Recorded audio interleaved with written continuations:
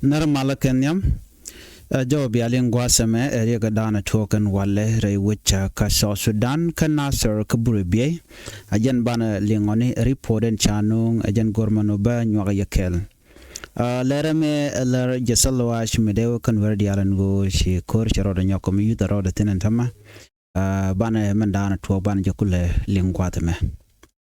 Chaladu Nene, Ray Wicha, Kanasar Kaburibe. Ano chatwagono shi Jason Bor kan deni SSPDF awa shi koro moja nyom togan tama ano border dung South Sudan kan Ethiopia chaladu nene shi ngwanan wari tete kabure be wa chikorum ke deni kirmiyadit cha jora larno wa chicken deni SSPDF chaga jogano yendi yenjen kuburi be wa chicken lok antam chalado shi jechen bor kan deni SPLIU wa charin kap kel ka jodan chalat la nur wa ami wa chicken SSPDF chicken yar match antam wa kor jatin ka jodan lat keje wa kor mi long shi kor matot ngode tetin an wala chanjan dang ro de changen dang ro ka pai bongwan ron kine dang ro de jandang ro de chan kor mo le ro den tama kor me chaja la ne ka kor gwasen pai we ke gwase chwenu jo ke de cha kirmi yadi de no de ko ren woch ndoro moni no ka bure be but chicken gor in state ka kor ni dang ro de chwe chicken yunere nyala lo nakan wore no mo che jallo a che non ka nor wa ami kanade ni SPLIO ko buka ka gunten kontigatin ano che tel chapra dien me bale chap no dong de ni na ka ka me dana charat gwas me wa kan chaga kam tan de jen ngwane de badak no de ka jen ano ko chala do kende kan de karin wocha ka bure biye che de ngai kan no ka gwade dana chi na buka ja chi ko ne ko buka na ka chemically ja juga no yene kam tan jen ngwani de badak no chere me kan dangro so chik dio je chikan lok antama wa chikarun chura alaka na pan ke pan ka je ne ko gwade dane bokana ka je ngai kana gwano bete ko kor muto antama wa kor mo jatin to be long antama gore je no de yene dial kon tong me de yen ka cheka ta dan tikaka ka bure biye ko kan ne to kontila dine SSPDF no la kan re ne la kana use kan me dit chere ngai kon won wa kor tiaga ka jodana chalat ke je situation me bej she ne kontila nware she ka display special ne la lat kon ne to kontila gat kamen no ka chenge dana chigana kan ganna ka je chikana chor kan kana nak bat chikana bukare nyal ka je ka jik mir kana maker no chingwane yu gujeno na me ter duwe bato ka je gero bar wan ter mir tieka ba je dil wuj ajan do badan en len ngaru den ka je tama ka delat ka den biya kamal gwaseme ndaman duni sankon nyamalla ya nong roina gwaseme ne report pai yen ling toka ka jan kor gwasen paiwe ka jo machalat chajalat ka social media ka chaja broadcast bo anitin content ten winami anu kor mo charo da nyokom to korode kenit kon la tela dina SSPDM no kor gwade dana chikana chikin ga buke chemical ke walti jak karen yal ka jigmi kana maker dio je chine kon chikitelo dongde kan lagwe pin keling pin ko nakaka nichang an kuma kirma yadi chire mangai kona she gorjan wote ka mal me de ben ke me de to re doanware jan ne yen no gorka no tukan warmo so right now no shin warenten winami la ngwan war sharin youtube ko ngwano dorana ku to ka kel no chajo mo chajalat lerma daro ko yendial ano bana jore dien bana nyokam ko en kono gwadame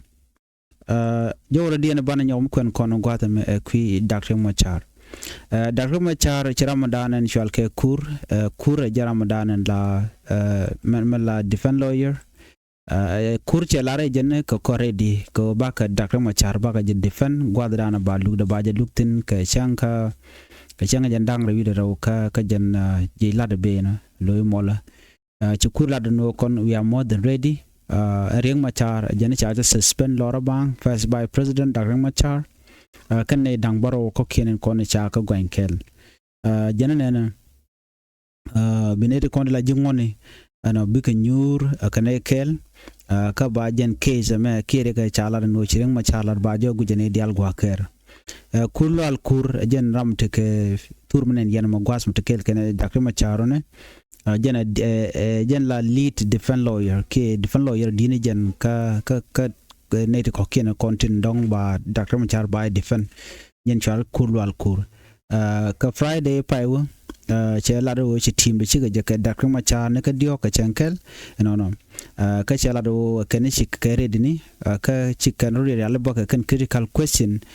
tin kon ba kam ka chare ya le ka bo ka tin kon ken ko ti ko ngai ke jen Riek Machar ramme mo mela innocent ka madana chalat but ko ne me siasa me chare la ka kin yadit jen do badanen go jen o dere Riek Machar no dere cho dere yar ka je ke dere je dere we ka political o dere yen jeni baga tin diala content balat baka ko je ka je lat jeni nene jeni ngar jeno South Sudan judges native contila tila kwar gwalo ka jeni ke capable ko they can case mchename they can handle ke they can realika la ke Dr. Machar kan kuma kirmi yadit jeni ngar jeno kan dong chicken misha tok chicken de la let bikan mala to bikan lat jeni judiciary kan e konti responsibility ko bikan fair trial men balat ke jilat bikan lat jeni tele churma balatin ke chiang me chit ko dong kan e risha jur ke tam choda lut chikulu al kur che jomo che jalat jeni jeno biane lif no ka shanka jandang rawi ro ka mola ka ko pai bangwana me no bini case mo bini gor jeni we are confident ka qualification dana tekane jeni jashni ko kan dial kan ite mo ngai tok jeni they are capable of handling a case of this magnitude shekula do nene gone yo bine update nitin content work kata danen te changa je bine nga jeni everything jene ka realeka chela do nene jeni chati jen ko cha jogo no Riek Machar point wedi tarati di che jogo no chine kurene ka diok Dr. Machar dore jeni is in good health ready to appear in court jenterik be yiga appear ko court telerek jal telerek point de pola jeni chine jigbok other for defendant ne de kone ayene dangwana ko ken at kabtin te kabulu house wona ka minister of petroleum podkang awaja tin baja te ka bo kene ditine kene bikan ka jika bikan ka nang gwalo ka jen jila da mane jenne el the dien they are in good health and also prepared to stand trial kene ditine tele kare poingan polka kare ko biga chong niam lo gwadran walu waje lukten nyoga kene chiga je kene dangro tin ko kente cha yen kata ga detention facility jenne kan native ba kene tika good health and ready for court ko kwa kale gorno kanetin kondetin ko lat gure kan ngai lo chiko kudien kan ne ti dangro ko kente kata ga detention kan tele kare ponyen pola jene however there is one individual who remain concerned jene raman nyam diana ka shude jene Gabriel Dop Lam mala deputy chief of general staff wajen jene cha na no go jengna ka jentama he is currently serving in the army and we could not meet him. That is the full update regarding the Blue House case. Jani and kajan report go linga tama and would chala me kurlu al kur. Jani kan gaje ka doblam. Gabriel doblam jani fen gaje o jengna kaje. So na mene something muku concerning boko cha no kan go de kaje. Kajan wona ka court ke chanjan dangar wido kajan jailat kajan pai bangwana mene. Chati jeno jin ka duptin ken be look jamo an upcoming trial no ajana chine de lar yen mi chida mene ano de ne bne look ne chine de lar ji media ka no ko baka case baka je wina nene no ajane ne me en meter me kire ga me cha restricted alo cha gon ba yang aje en ne ko la lo yer korodian kan defense team kan ngai ta dan ba case ba ju win ga je quick public ta dan len ngaro den ga je cha nyo go teje no ka defense team do wed no ajene we are fully prepared for the trial kan cha ko dar yale ka ka bne lar bne tu ga je lat lim ne no mi court authority chi ne chol Chief Justice Michigan appoint bene chuba Guatemala. Then we will discuss our legal strategy further after knowing the court authority. Then do dan and bene yung kulat ke do dan ba lugu ba lugu je mone je gane content ka bom gwalok and then bene do dan bene court case bene real ke bene kulat na. Cha ti je no ka biate ke nindang de ke jen hearing mon ki ke jen gwalok mene no cha wena na jene queen ko bo to ka ta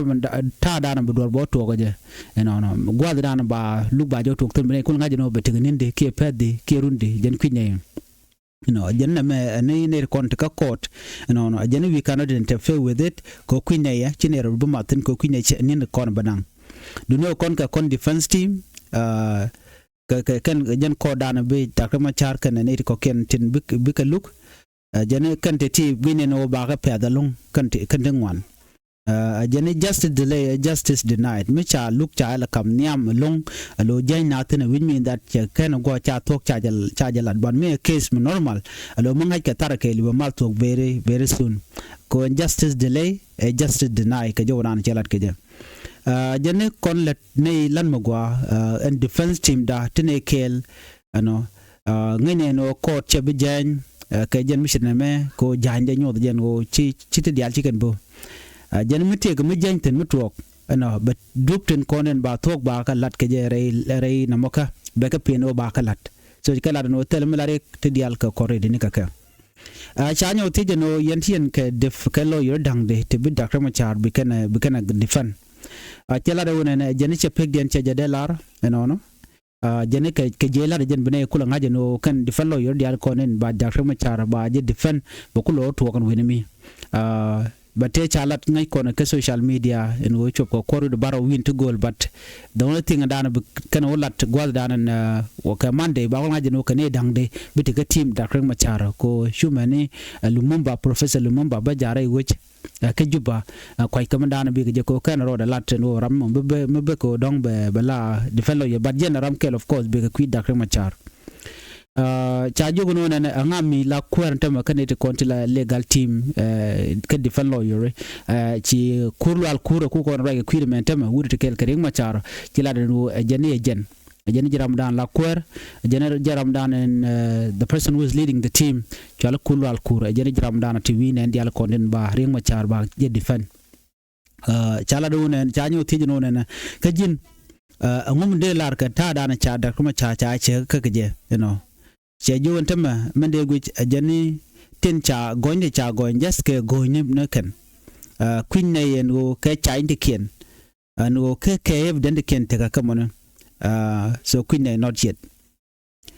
ko kan tin konen charing Machar chala jen go cha duere yalat ngoda bayeb den to ba kulo lat ka court ken dial den ba kulo ne no ko nguni ka duere ken ten content chi ring Machar ka lat ki evident konen nyod tin bukan ko nyod ka court duno mangene lon ngene jeno tin diala content cha Dr. Machar cha go ngaje ci ka tok duno bi kan evident bukan ko present ka court den ba konen ka kora bine chute ka position ka ngum bine laten wen mone den bine chute ka decision magwa cha jogo no, do you believe that your team can secure a fair and just trial for your client nged jen wo de neku la defense team dana te kel kaji no de kan ring Machar de kan long kami dong de kan jako ba jelun ajane ya tok ajane kon chawra ya leka kene dialati tin charing Machar cha gwain kaje kati takti agwine no jen babana la ramlo radian atel jar ko ngene ngo kitin kone ala tele evident George lo ka chaka kan dundo gone tok ko gone fair trial tele ne mido dien mo gwine baduno ngene madana tekene gwadmene chinero ya ko already ka quick court case ka gwine no betikat kamagwa dan walugo mo waje lukten enona Dr. Machar ngai kon dialo no general men normal kajen kana jawra kana jen leb ne ko gwase dane cha yen ka je rewich ka juba kirme yadit ne ko gwase dane cha che ka je so ko kujmo Dr. Machar ramin mo mo rai ka ngai tin dialo kon lat ko rodien ko jaram dan ngai ti dial ti tin cha kula rol widen wala ke cha widen go jene jelet kamo so ti chire ti gan dial jen kwala no rodien ti ka tuok tan dien just chak ne ring Machar ka ko en kore dana ci tuok cerme la jiwi la ken nyenyo no ke dini ya ya ka bunu kwer ndini jene ko jene enwar ki e jang tien ta dan la ngo la wel ke je nyok kirne to ngwan dol kan ga jelo ko jin mi shirwa de ci lok ne ke ji cirga ma ngai kon dial no te ne de ke blue house tam te cha to chere ala de jek so reality news jeno kir no ci ram go akatin kon lede so mi cirga na me de kon mi cirga de kon linga no ka do dana na dong de kon ti de kon ngai ke je chan men ling kelbe so na me men gore no bana ling nyok gwata mene bana racha men ci to kare wich ka Sudan jo me go no de nyoka yekele na men ci to ka Sudan dor shalka mo Sudan saade bokka drone to ngwana long shala do shane di shoko jan baro ne di shoko jan baro chaka nak ka Sudan Mosque gwadala na Palton ka Al Fashir North Darfur ka changwal bongwan no ka jan pai bongwan mene ne jan baro ti yayi ken chaka bat te ka palka chineden kontin la dini rapid support force waken chicken dormo chicken dak chicken ne ti jan baro chicken kanak an kwada danan tan na tagaten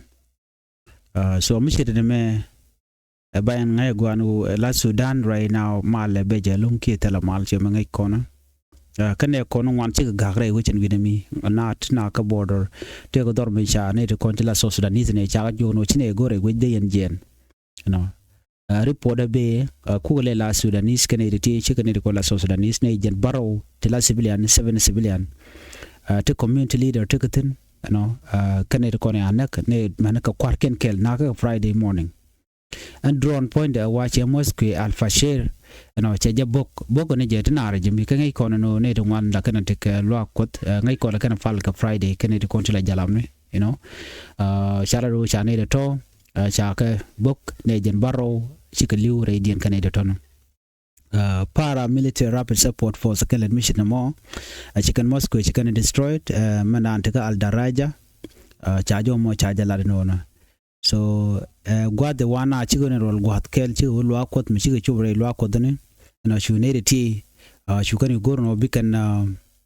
man je ka dan le rode bikan lat shu kan drone kan yu jak ka chu na chu yo mer yen gwa dan liu guten so too much ne kono te ka kam ni winimi la ka jugo no de ka jien but wa chi kuma sa Sudan che gor no dong de na jien ko kan ko dong de ti dal ko lo facilitate ban ngai kono no to ko te guten so kiaman te ka Sudan shush natin South Sudanese and ban jigal rodin biatemal